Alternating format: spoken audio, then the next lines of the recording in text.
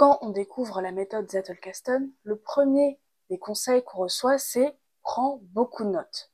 L'objectif, atteindre la fameuse masse critique. Ce moment où notre base de données personnelles devient tellement riche et connectée qu'elle contient déjà la plupart des idées nécessaires pour nourrir toutes nos réflexions. Mais en appliquant ce conseil, on découvre souvent l'envers du décor. On commence à prendre trop de notes. En lisant un livre, par exemple, on voudra tout capturer, prendre la moindre information qui se présente, le moindre concept, le moindre exemple. Cela prend un temps fou et surtout, le plus gros problème, c'est qu'on se retrouve avec une masse de notes qu'on ne sait plus comment traiter, organiser ou ni même connecter. Notre base de données devient une sorte de no man's land. Pire encore, la prise de notes va devenir une sorte de corvée ennuyeuse. Alors comment éviter de tomber dans ce piège? Comment trouver le juste équilibre entre capturer ce qui est essentiel et ne pas tomber dans un surplus de notes inutilisables? Avant de débuter la vidéo, je voulais vous dire que vous pouvez maintenant accéder à une sélection de mes notes sur mon site Oxymore.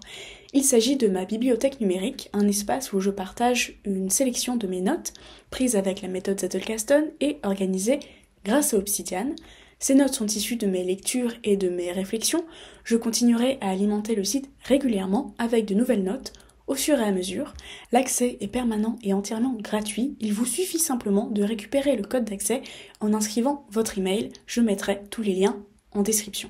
En fait, quand on prend beaucoup de notes, il y a quand même des points positifs. Effectivement, on a extrait beaucoup plus d'informations du livre ou du contenu. Quand on prend beaucoup de notes, on est obligé de réfléchir plus en profondeur à ce qu'on lit, à se poser des questions, à savoir si c'est important ou pas. Et donc, en quelque sorte, on consomme mieux le livre ou le contenu. En plus, le premier avantage aussi de prendre beaucoup de notes, c'est quelque chose qu'on ressent, je ne sais pas si vous l'avez déjà ressenti, c'est que quand on a une grande base de notes, quand on a un carnet rempli de notes, on a une sorte de sentiment d'accomplissement. En fait, prendre des tonnes de notes, voir sa vue graphique grandir, voir le nombre de notes s'accumuler, en fait, c'est extrêmement gratifiant. Mais outre ces deux points positifs, il y a toutes les conséquences négatives. Déjà, prendre trop de notes, ça prend énormément de temps. Déjà que lire un livre peut prendre beaucoup de temps s'il est compliqué.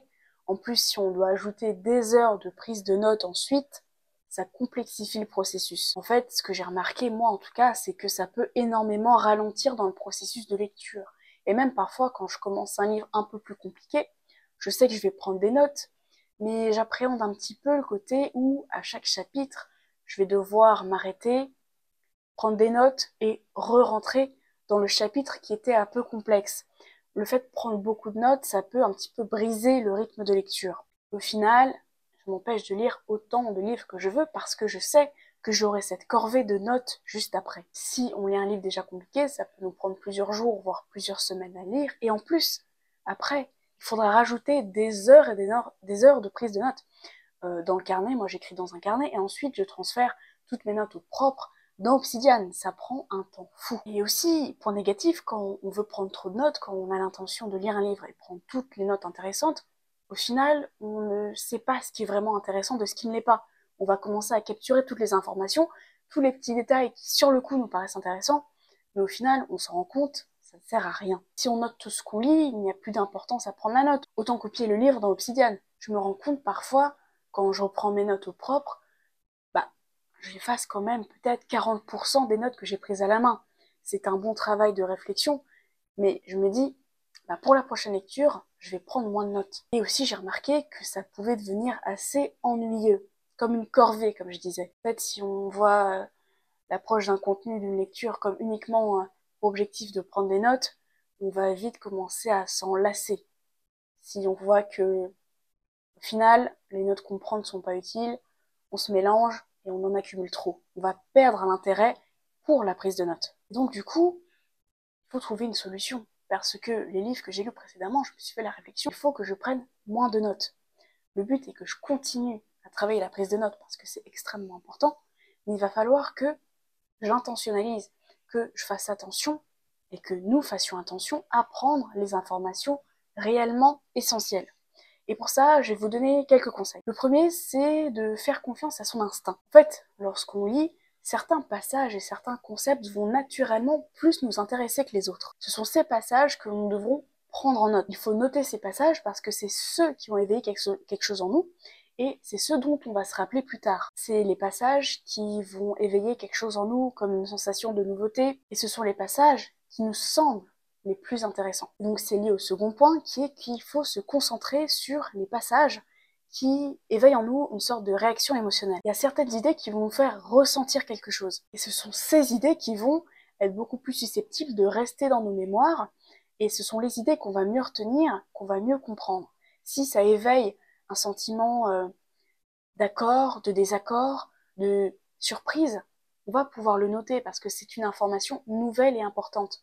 Souvent, on prend des choses en note qu'on connaît déjà, simplement pour se rassurer, pour créer une nouvelle note dessus, alors qu'en fait, on sait très bien que ça sert à rien.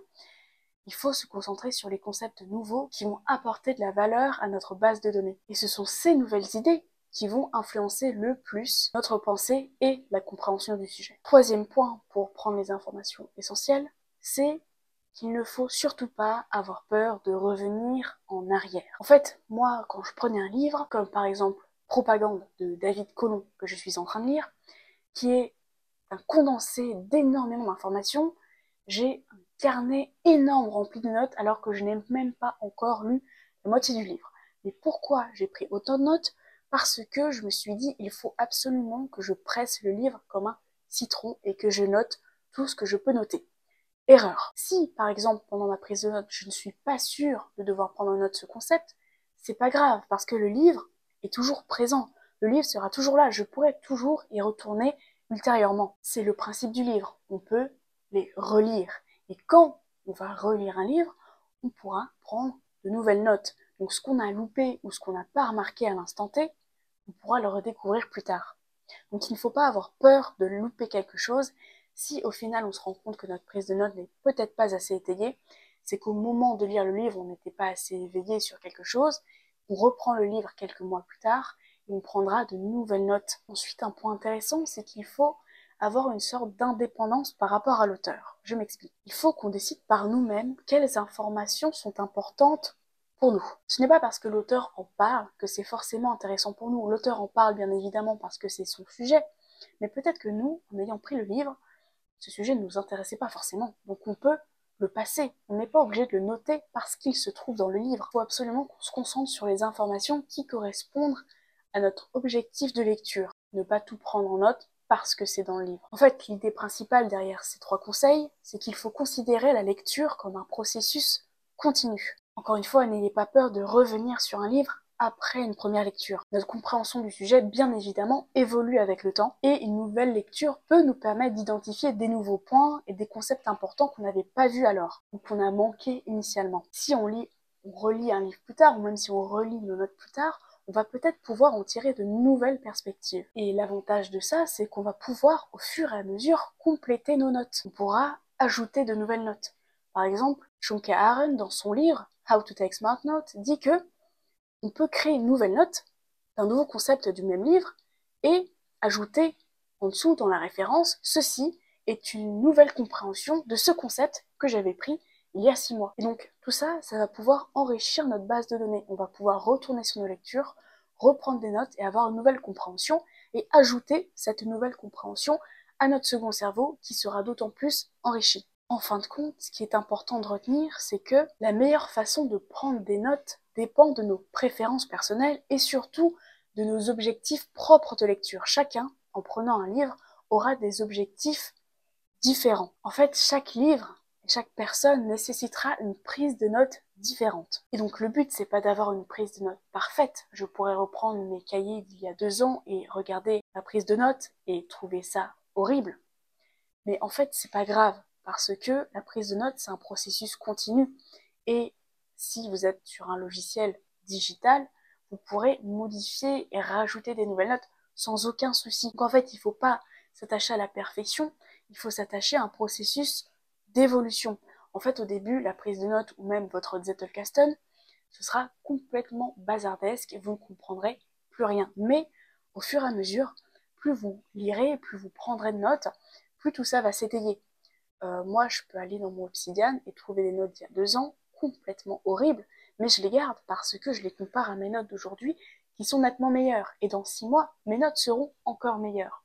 Donc, N'oubliez pas que la lecture et la prise de notes est un processus continu et qu'il doit s'adapter à vos objectifs du moment. Vous pouvez maintenant accéder à une sélection de mes notes sur mon site Oxymore. L'accès est permanent et entièrement gratuit. Il vous suffit simplement de récupérer le code d'accès en inscrivant votre email. Je mettrai tous les liens en description.